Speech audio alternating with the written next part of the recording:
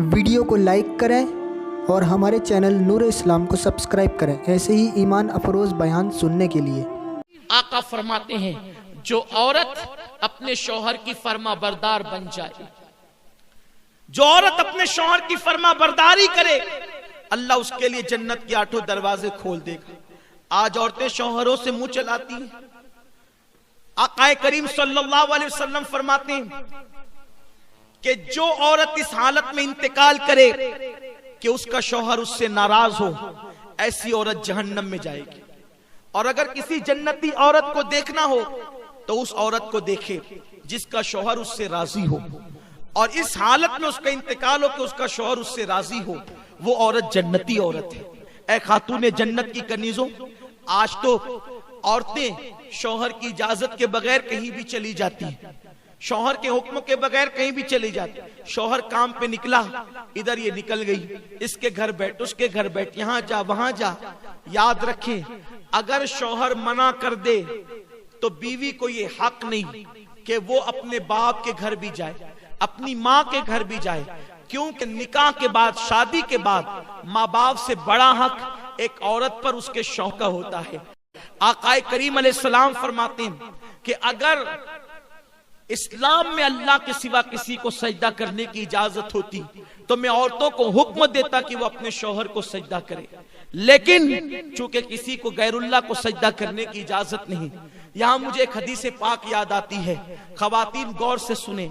आजकल अगर शौहर माँ बाप के घर न भेजे, बहनों के घर न भेजे, शादी में न भेजे, तो औरतें पंचायत बिठा देती है कि मुझे यहाँ नहीं भेजते, वहां नहीं भेजते, और घर की इज्जत बाहर आती है। आइए दिल के कानों से इस हदीस पाक को सुने। एक सहाबी दौरे रसालत में अपने घर से निकलते हैं और घर से निकलते वक्त अपनी बीवी को कहते हैं, देखो जब तक मैं सफर से वापस ना आ जाऊं तुम घर से बाहर मत निकलना, हत्ता कि तुम अपने माँ बाप के घर भी मत जाना जब तक कि मैं ना आ जाऊं। लेकिन उनको ख्याल ना रहा कि मेरे बाद पता नहीं क्या होगा, कैसे हालात होंगे। वो बोलकर तो चले गए, लेकिन मेरी बहनों सुनो तो सही, उनका घर कहाँ था?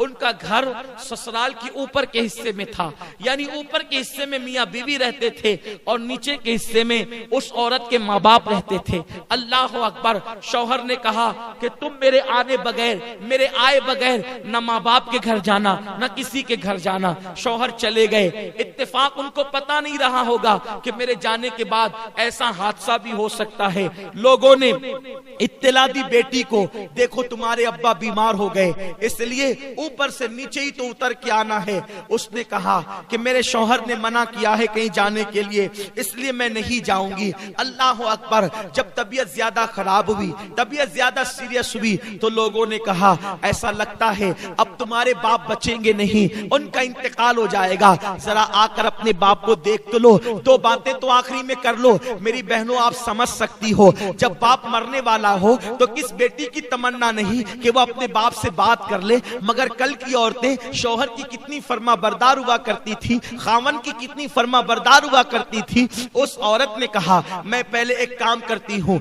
जब तक मैं अल्लाह के रसूल से इजाजत न ले लूं, हुजूर जब तक इजाजत नहीं देंगे मैं अपने माँ बाप के घर नहीं जाऊंगी, क्योंकि मेरे शौहर ने मना किया है। अल्लाह अकबर। उसने एक शख्स को भेजा कि जाओ अल्लाह के महबूब से पूछो कि क्या मेरे शौहर ने मना किया है घर से बाहर निकलने के लिए, तो मैं घर से बाहर निकलकर अपने बाप की को देख सकती हूँ, बीमार बाप की इयादत कर सकती हूँ। आकाए करीम ने फरमाया तुम्हारे लिए बेहतर यह है कि तुम अपने शौहर की फर्मा बरदारी करो और अपने बाप को देखने न जाओ, तुम्हारे लिए अफजल अमल यही है। वो औरत रुक गई। कितनी सब्र वाली औरतें थी उस दौर की। मेरे प्यारे आका अलैहिस्सलाम की कनीजों, ऐसा नहीं है कि औरतें कुछ भी करे जन्नत में चली जाएगी। जन्नत में जाने के लिए कुर्बानी देनी पड़ेगी। मेरे प्यारे आका अलैहिस्सलाम की कनीजों, उसके बाद कुछ दिन गुजरे, खबर आई तुम्हारे बाप का इंतकाल हो गया, जनाजा तैयार है, आखिरी सूरत तो अपने बाप की देख लो, आखिरी शक्ल तो अपने बाप की देख लो। उसने कहा अब जरा देखो, एक बेटी अगर बाप का इंतकाल हो जाए और बेटी बंबई में रहे, दुबई में रहे, सऊदी में रहे, वो वहां से फौरन दौड़ती भागती आती है, अपने बाप का आखिरी चेहरा तो देख लूं, अपने बाप बाप की आखिरी शक्ल तो देख लूं, मगर कुर्बान जाए ऐ खातूने जन्नत की कनीजो, उस दौर की औरतें कैसी थी, उन्होंने हुजूर के फरामीन को कैसे सीने में बसाया था, उन्होंने कुरान और हदीस पे कैसे अमल किया था। एक शख्स को भेजा, जाओ आका से पूछ करके आओ, मेरे शौहर ने मुझे माँ बाप के घर जाने के लिए मना किया है, क्या मैं अपने बाप की आखिरी शक्ल देखने के लिए जा सकती हूँ? तो आकाए करीम ने फरमाया उस औरत के लिए अफजल अमल यही है कि वो अपने बाप की शक्ल देखने न जाए और अपने शौहर के फरमान पर अमल करे। अल्लाह अकबर।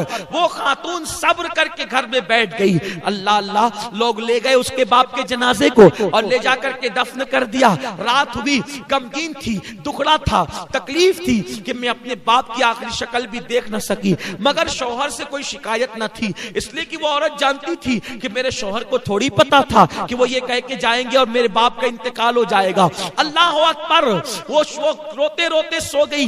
रात में ख्वाब क्या देखती है कि उस औरत के वालिद जन्नती ताज पहनकर और जन्नती लिबास पहनकर जन्नत के बाग में टहल रहे हैं। उस औरत ने पूछा, बाबा अल्लाह ने ये मुकाम आपको कैसे अता कर दिया? तो उस शख्स ने जवाब दिया, बेटी तूने अपने शौहर की फर्मा बरदारी की, अल्लाह को तेरी ये अदा इतनी पसंद आई, मेरे अल्लाह ने कहा तेरी बेटी के नेक अमल के सदके जब मैंने तुझे जन्नत अता कर दी।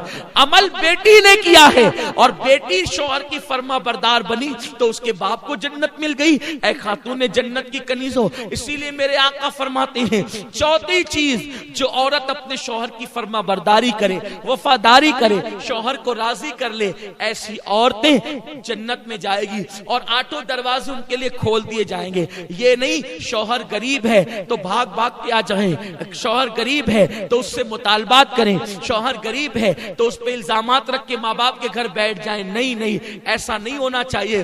गरीबी अमीरी लगी हुई है, दौलत आज किसी के आंगन में है, कल किसी के आंगन में है। वफादार बीवी अल्लाह की नजर में भी इज्जत पाती है और दुनिया की नजर में भी इज्जत पाती है। दौलत की कोई हैसियत नहीं है। माँ बाप ने जिस घर में तुम्हें ब्याह दिया अब उसी के साथ अपना निबाह करो, दूसरी तरफ नजर मत करो। ऐ खातून जन्नत की कनीजो, चार चीजें पैदा कर लो। पहली चीज नमाज की पाबंदी, दूसरी चीज रमजान शरीफ के रोजों की पाबंदी, तीसरी चीज पर्दे और हया की हिफाजत और चौथी चीज शौहर की फर्मा बरदारी।